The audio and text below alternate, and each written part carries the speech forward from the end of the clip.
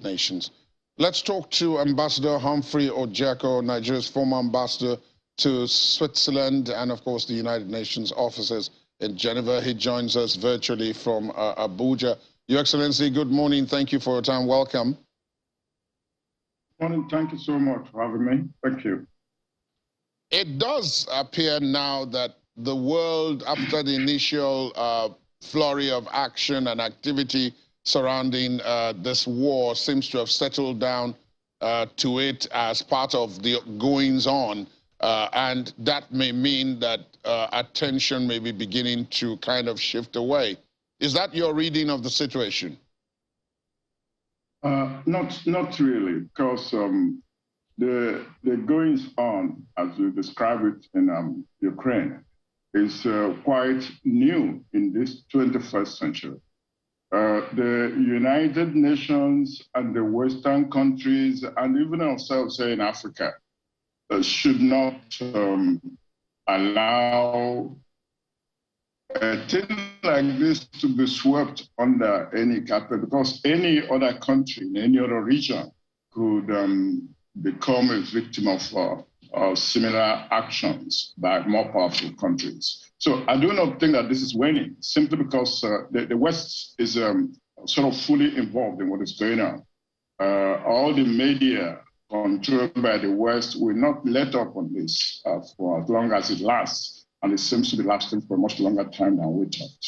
I'm sure than the Russians themselves thought it would last. But then it does appear that militarily the situation is now a lot more fluid than it appeared at the beginning. And I refer to what you said about the Western media, of course, keeping an eye on it. It does appear now that some kind of stalemate is establishing itself on the ground. The Russians can't seem to take the country decisively, but the Ukrainians also cannot push them out in a decisive fashion. And that's why I said it does appear as if we're getting stuck. Let me refer us a little bit to history. Starting from the era of the Soviet Union, the Russians are not used to amassing troops around any of its near abroad countries and expect a resistance. If you go back to Hungary, to Czechoslovakia in the Soviet era, immediately the Soviet tanks appear on the borders. There is no resistance. If you come closer to more 21st century history, when the Russians appeared on the borders of Georgia, of course, the Georgian government and the security forces did not resist. And then you come very quickly to the Crimea of just 2014. And again, there was no resistance. So I think the Russian calculation this time, amassing over almost 200,000 troops on the borders of surrounding Ukraine, was that the same scenario will play itself out. Unfortunately, it did not play out that way. And I think that is why we are where we are now. They did not expect this level of resistance from the Ukrainian army, which may have been a miscalculation on their part. Because those who know predicted initially that if this thing lasts more than 30 days, Russia will be in some difficulties. And I think that is what's going to happen. That's what's already happening, because you could see it is rejigging its strategic plans. If it had restricted its actions initially to the Donbass region, where it has recognized the two provinces, including Luhansk, this might have played out differently. Probably the West would not have been as involved as it is now, but that didn't happen. So this is not looking good for either side. Ukraine is being systematically destroyed. From the news cast you just had, look at what has happened in Bucha. If you listen to the Russian ambassador in New York, he was indirectly admitting that something happened when he said This is a warfare, and in warfare, you have collateral damage and all of that. At the same time, he's denying on behalf of Russia that their troops didn't kill any civilians.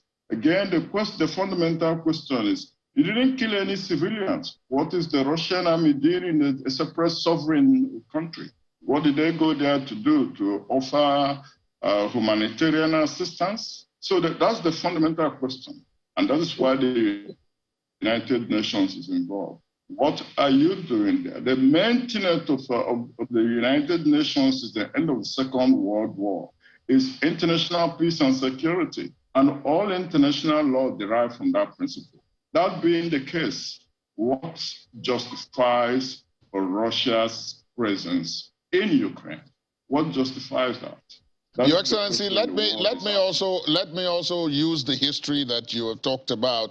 And even though in this particular case, Russia is the aggressor, and then you reference the United Nations and its role since the end of the Second World War. But if we go back in history, Russia is just the latest of the big powers that has ignored and acted outside of the United Nations.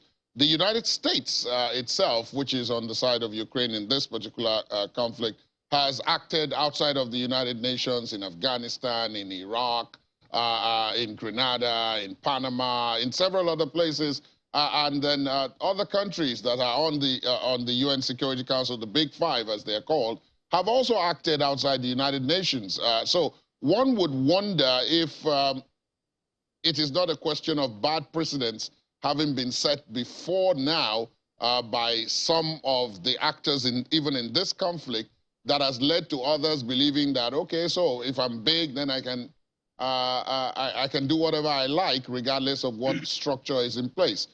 Is that a fair comment?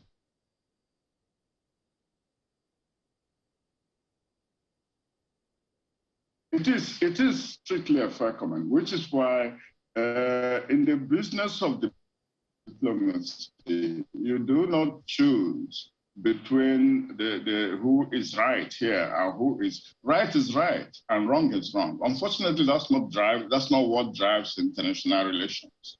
Often what drives international relations, you and I know, is the mind and what countries consider to be their national interests.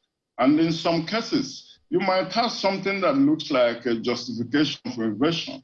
If, for instance, we are comparing the invasion of Afghanistan under President Bush with what is going on in Ukraine, you cannot create an equivalency because one country was attacked before the other.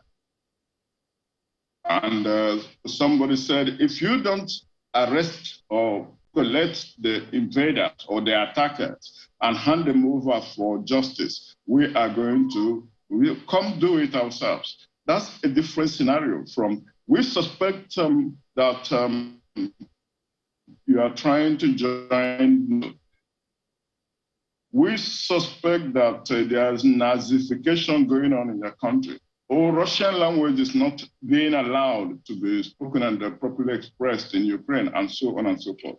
I do not think that anyone in the international system, Nigeria especially, would encourage those kind of excuses. In the fact that, first of all, as I have said already, this is a matter of international law. Should we be the people who support the breaking of these laws? Since we're not one of the strongest countries in the world ourselves, we don't belong to the first or even second range. Then the other thing is Russia started this a few days earlier by recognizing the sovereignty declared by two provinces of Ukraine, that is in the Donbass region, including Luhansk, of course. Again, there are so many Nigerians who are asking these same questions here. Why would Nigeria not have abstained or even supported Russia in the Uniting for Peace vote that took place at the UN General Assembly last month?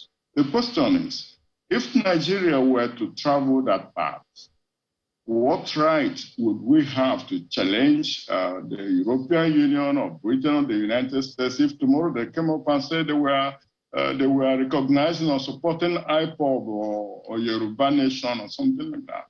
So those who make those equivalencies should better think of Nigeria's own national interests.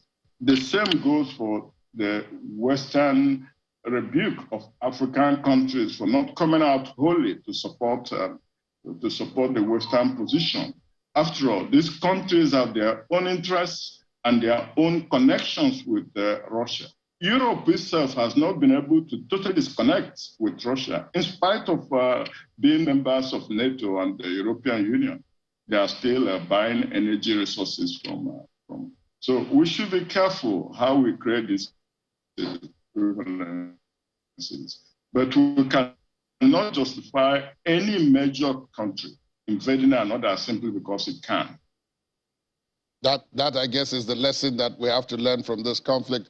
Ambassador, I will have to have you back on the program subsequently for us to discuss the diplomatic side of this during the course of time, because of course we've discussed the military side of it, but the diplomacy is what always ends everything, even the conflicts that have victors and losers at the end of it. We'll discuss that another time. It just remains for me to say thank you for joining us this morning on the program. Ambassador Humphrey Orjiakor is Nigeria's former ambassador to Switzerland and joined us from Abuja. Thank you very much. We'll take a break. We'll take a break at this point, and when we return, we'll have more, especially about those bond payments that the United States has stopped Russia from making.